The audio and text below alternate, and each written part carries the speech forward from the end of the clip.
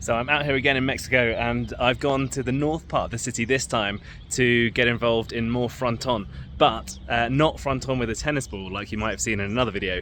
Fronton with a proper hard ball. This is old school stuff. Let's check it out.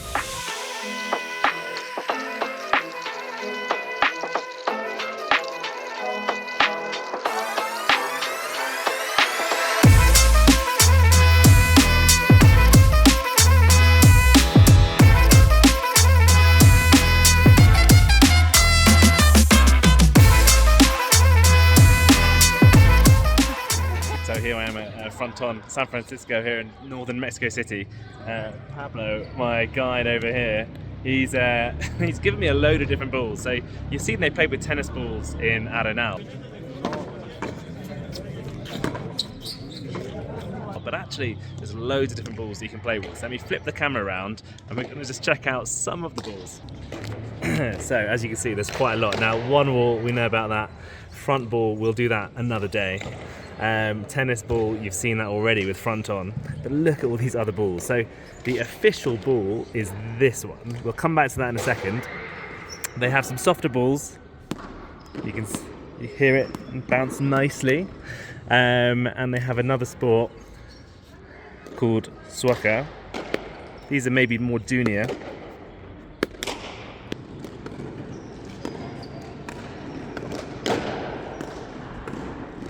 We move on to the big boy stuff.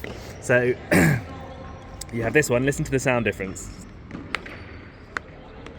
Sounds a bit like a rock. And in Zacatecas, where they play on a dusty surface, not a hard surface, they've got a really bouncy ball. But it's hard and it's absolutely huge.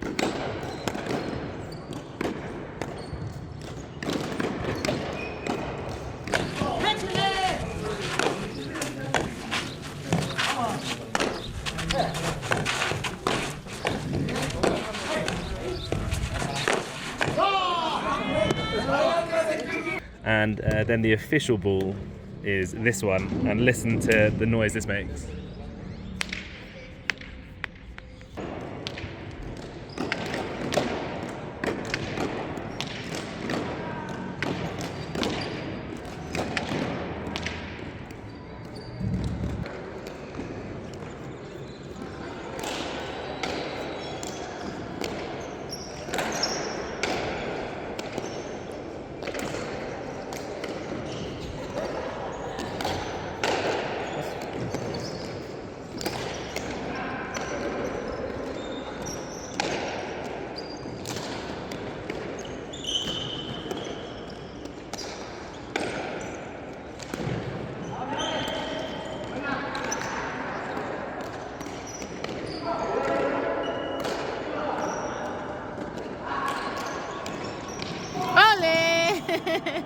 So right now I've been roped into training by the coach, Daniela.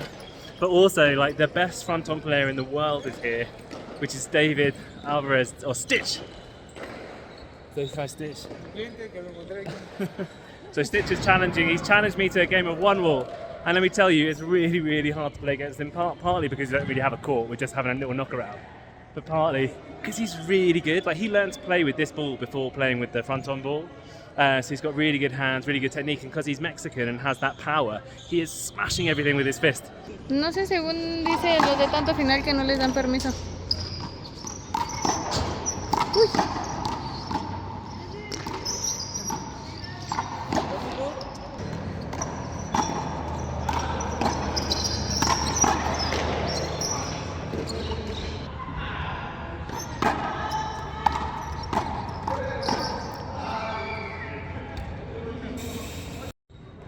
Okay, so I'm now being invited to play with the big boys. So we'll see how that goes. Just a couple of things about the court. So you've seen the Fronton court before. It's really long, 33 meters.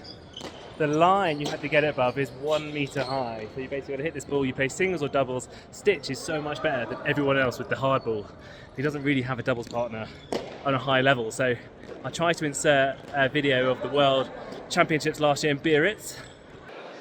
Concentración, el público muy expectante. Buen gancho ahora con la zurda. Otra vez. David que insiste en llevarle muy atrás. Muy buena esa pelota.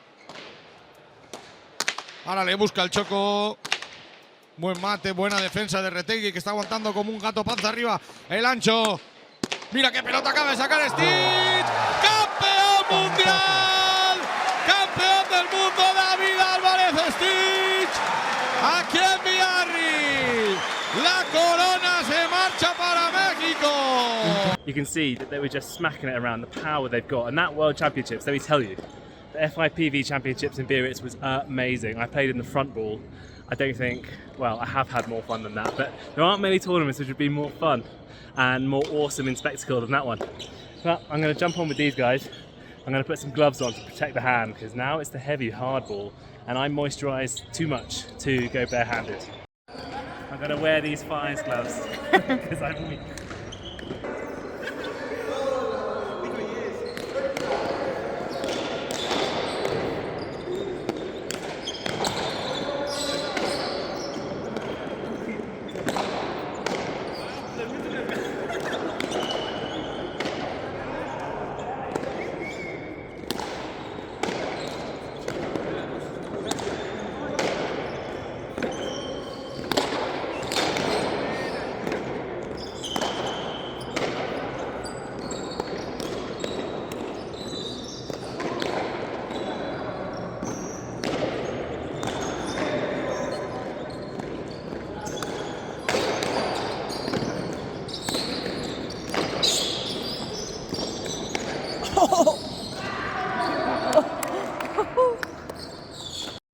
Right, I have some information about the balls. So the balls are like latex in the middle, latex formed into a ball, and then they wrap it in wool, and then they wrap that in cotton, and then they wrap it in leather.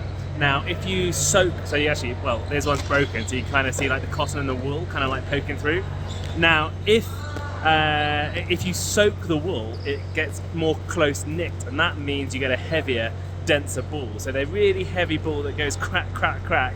That wool has been soaked in water for ages to make it really shrink so that it's as tight as possible, which means it's a bit heavier and way harder. And these are the balls. Hello, so I'm back at the hotel again after playing Fronton with the harder balls, and boy oh boy, if I thought it was hard with a tennis ball, it is ridiculous with the hard ball. Like, we didn't even get to the really hard official basketball today because it's way too hard and it's way too heavy and you can't hit it without breaking your hand. So yeah, it was pretty cool. I have to say though, I do find that the game was better with the harder ball. Like, you do notice this in quite a few different sports as well, or different modalities, I should say. When you play, front ball, if you've ever done that, the current front ball is much softer. It's like a squidgier, softer, more accessible ball, which is great because now more people can play it. But when they first started, it was with a very heavy, hard basketball, a bit similar to what we're playing with today, and a lot of people couldn't do it. But if you could do it, it lent itself to a better game. And yeah, you kind of see that in Fronton as well. I think like hitting a tennis ball up and down is amazing and it's cool, but there's more to that kind of like, it sounds better. You get the crack, you get the heaviness, you're able to like cut it a bit more, you're able to get a bit of a better angle, the bounce is a little bit better, it feels like for me, it feels a slightly different sport. I think you get it as well when you play one wall and you have the big ball and the small ball. And there's actually more to the small ball game than there is to the big ball game.